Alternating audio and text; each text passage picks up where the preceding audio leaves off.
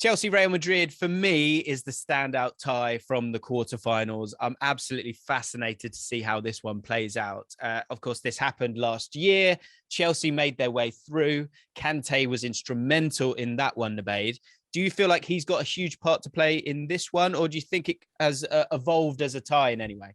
Well, if you watched Paris against Real Madrid, you sense that Madrid won that game despite Paris's chaos. In the middle, Modric just came to life at certain points in the game and just started to run the show. Kante is the perfect profile to stop Madrid getting on the ball in that area, in pinching the ball back and getting Chelsea in on the transition. I don't think Madrid are particularly good in transition because of the leggy midfield. And then also in wide areas, Dani Carvajal is just not the defender he once was. So I wonder who plays off the left. I think that'll be an interesting battle for Chelsea. I think Chelsea are getting a bit closer to how they want to attack it. We've spoken at length about how Chelsea attack and how stuck they are going forward. I think he's found a solution for that. I wouldn't be too surprised to see Timo Werner playing out there against Real Madrid. The one thing I would say on the opposite side of that is we can't forget that Real Madrid are still Real Madrid. I know that's the laziest thing to say in football. No, I get it. You're right. Like the big thing here is with Real Madrid is, so look, when it gets to this stage, you're looking at these games and you kind of look at them as almost boxing fights, really, because both teams have an unbelievable ammunition. This Real Madrid side, in terms of the quality that they have and the ability to take the chances that they do create, regardless of how many chances they do create, is elite. You know, Benzema, 32 goals in 34 outings so far this season.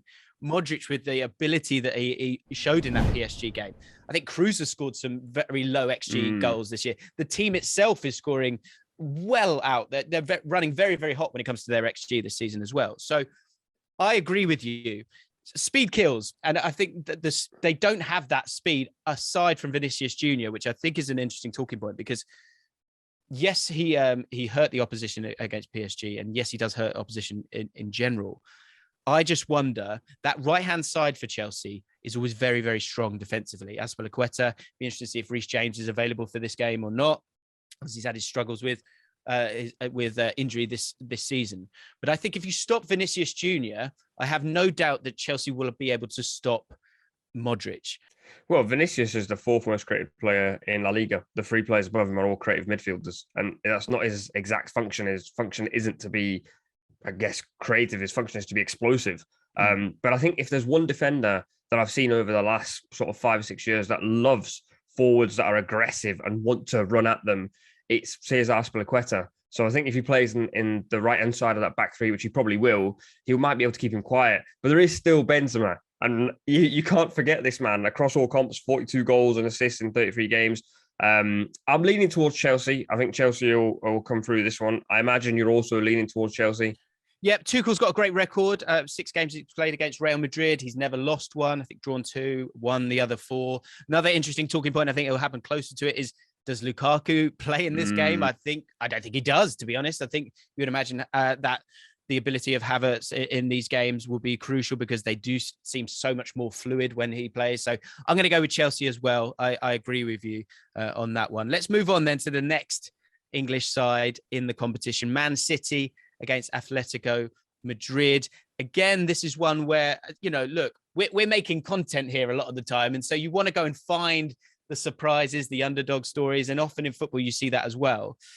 I feel like we're clutching at straws a little bit because Man City are as good as they have been so far this season. But I think that maybe we're saying this because of the Crystal Palace result recently, a few drop points here and there.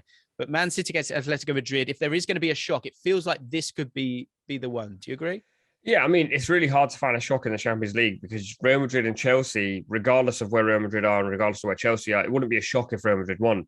Liverpool, Benfica, if Benfica beat Liverpool, it'd be a massive shock, but the gulf in class between the two sides is evident. So if there is a shock out there, and it is to do with Premier League sides, it would have to be City against Atletico, purely because of the rest of the fixtures. I don't think City are particularly weak anywhere. I don't think Atleti are particularly strong anywhere, but it's just a case of two contrasting styles that will go head to head. Simeone will frustrate. Atletico will frustrate. They've got the legs in midfield in Rodrigo de Paul, in Koke, in Herrera, players that will frustrate City, almost do what Rodri does to other teams. And for Simeone's side, they just want one goal. Even in the first leg against United, they scored one at home, and they're almost saying, we're actually very satisfied to win this 1-0. Whether that works against City is a completely different story. My one thing for City would be if he plays with Mahrez and Grealish either side, that probably suits Atletico. They don't want runners in behind.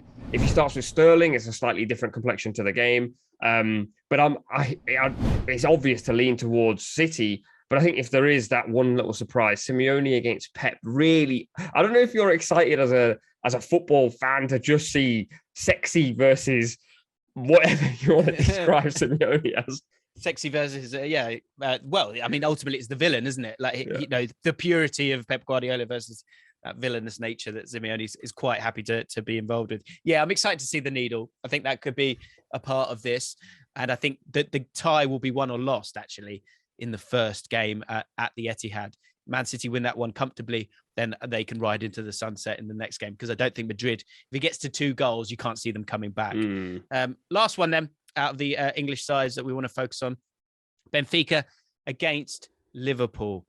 As a Liverpool fan, with all these big games coming up, do you feel comfortable and confident in the squad size and the ability to win every game? Because it is as simple as that at this stage of the season. I mean, you have to be relieved as a Liverpool fan to see that draw, because that, if I'm not wrong, is the first leg will be played before Liverpool play City in the league. And if City have Atletico and would absolutely drag to the trenches with Atletico, and Liverpool go to Benfica and it ends 1-1 or it ends 1-0 to Benfica or 1-0 to Liverpool, I feel like that is where the first leg will go. Benfica will give it everything, but they'll be very cautious of what Liverpool can do. Liverpool could rest a couple of players going forward, probably will make a change at the back as well, maybe a change in midfield, 4 or 5 changes, 4 or 5 players rested, and with momentum on their side. I just struggled to see how Benfica win this one. I did watch them against Ajax. I thought Ajax were absolutely awful. And as much as I love Ajax, they just played into Benfica's hands. Benfica do have Darwin Nunez, who is sort of the man that can make something happen, one that I'm very excited to watch, as many English fans I'm sure are. Maybe it's my Liverpool bias, James. Can you put a counter argument in for Benfica? I'm struggling. I really am struggling, because the big difference here is I think you could go, look, Ajax, free-flowing football, Liverpool, similar thing. The difference for me is the fact that this Liverpool side, and someone was saying, I was reading that they were talking about the amount of players that this Liverpool side that played in that Champions League final against Spurs where they won it. The amount of players that play in this side that played in the year before when they lost it, even, you know, or the Europa League final the year before that. The experience of this Liverpool side is too much, very different to Ajax in that sense. And I think because of that, they won't fall away like Ajax did. They won't feel the tension. And I think they'll be way too strong for this Benfica side. Hi guys, James Alcott here from ESPN's Football Forecast. Thank you for watching. If you've enjoyed the video and you want to check out more, make sure you subscribe to ESPN UK.